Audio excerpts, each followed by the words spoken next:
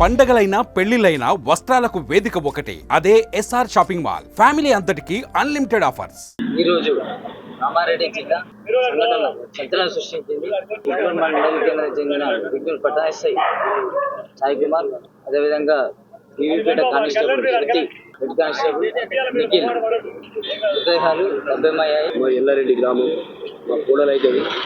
మేము నిన్న 11 గంటలకు ఆమె ఫోన్ చేసింది, డ్యూటీ అయిపోయింది, తమ్ముడు నేను వస్తున్నాం, కొంత మంట వేసుకొని డ్యూటీ అయిపోయింది, పనులు చేస్తున్నాము అని అంటుంది. ఆమె ఈపేట నుంచి ఎక్స్ రోడ్కు బస్సు దిగింది. బస్సు దిగగానే వాళ్ళు మళ్ళీ ఎస్ఐ మళ్ళీ ఫోన్ చేసి మళ్ళీ డ్యూటీ చేసినప్పుడు నువ్వు తప్పకుండా రావాలని పిలిపించుకుంటే ఆమె కళ్ళ పడిపెట్టి మా తమ్ముడికి చెప్పిన నేను తిందామని మళ్ళీ డ్యూటీ వేసిరని కళ్ళతో నేర్చి తమ్ముడికి చెప్పింది నేను వెళ్తున్నా మళ్ళీ డ్యూటీ వేసిరని. అందులోపు ఇక్కడూరు ఎస్ఐ, తర్వాత అక్కడ వర్కరు టైపిస్టు మనిషి ఇద్దరు ఆమెను ఈ చెరువు కట్టకు తీసుకొచ్చి ఆ మర్డర్ చేసినట్టు వస్తుంది మాకు అనుమానం. సాయి కుమార్ బండి కూడా పోలీసు వాళ్ళు ఇక్కడ పెట్టకుండా మళ్ళీ బండిని తీసుకుపోయారు, ఎక్కడ పెట్టిరో మాకు కనిపించలేదు.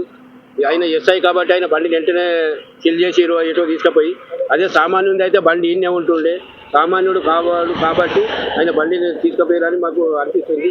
వాడు ఇప్పటిదాకా దొరుకుతలేడు, వాడి శవము లభ్యమైతే లేదు. వాడు ఉన్నాడా మరి కారు ఇక్కడ పెట్టి ఎక్కడన్నా వెళ్ళిపోయిందా, అది అనేక నడుస్తున్నది.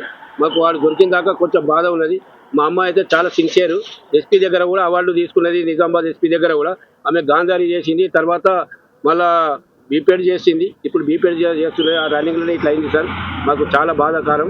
ఇటువంటి లేడీస్ పోలీసు వాళ్ళు ఇట్లా చేసుడు ఎంతవరకు న్యాయం? ఇది రాష్ట్ర లెవెల్లో చాలా ఇది హోంశాఖ మంత్రి కూడా ఇది చర్యపరచాలి.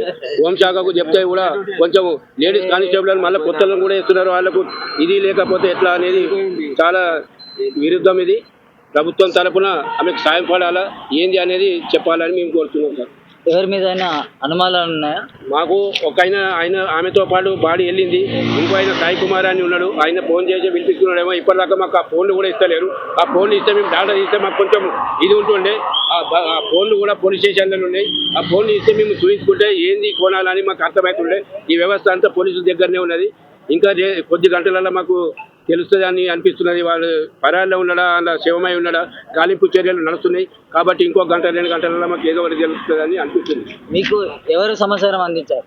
ఈ సమాచారము మాకు నిన్న ఆమెనే ఫోన్ చేసింది. ఆమె ఫోన్ చేస్తే దేవునిపల్లి పోలీసు వాళ్ళు ఇట్లా మీ అమ్మాయిది ఫోన్ దొరికింది చెరుకట్ట మీద అని దేవునిపల్లి పోలీసు వాళ్ళు ఫోన్ చేస్తే మేము వచ్చినాం సార్.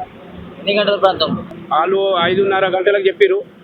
5 గంటలన్నర చెప్పగానే మేము ఇక్కడికి 7 గంటలకు వచ్చినాం సార్. అప్పటికే ఇక్కడ పోలీస్ వ్యవస్థ ఫుల్ కట్టుదిట్టం చేసింది. మా వాళ్ళని కూడా బాడీల దగ్గరికి పోదామంటే కూడా పోనీయకుండా ఇబ్బంది పెట్టిరు. మేము బతుకులాడి పోయినాం సార్. బాడీలు గవర్నమెంట్ హాస్పిటల్ వేసిరు, అందులో ఉన్నాయి. ఎస్ఐ గారు అందుబాటులో లేరంటున్నారు. ఎస్ఐ అందుబాటులో లేరు. 5 కోసం గాలింపు చర్యలు నడుస్తున్నాయి. ఇది ఎంత తొందరగా చేస్తే ఎస్పీ గారికి ధన్యవాదాలు. అంత ఇది మీరు కూడా ఒక లేడీస్ ఉన్నారు ఎస్పీ గారు, ఇటువంటి పనులకు మీకు చాలా బాధాకరం. మీరు ఆలోచించవలసిన నిర్ణయం తీసుకోండి. సామాన్యులకు చాలా ముందట ఉండి నడవండి.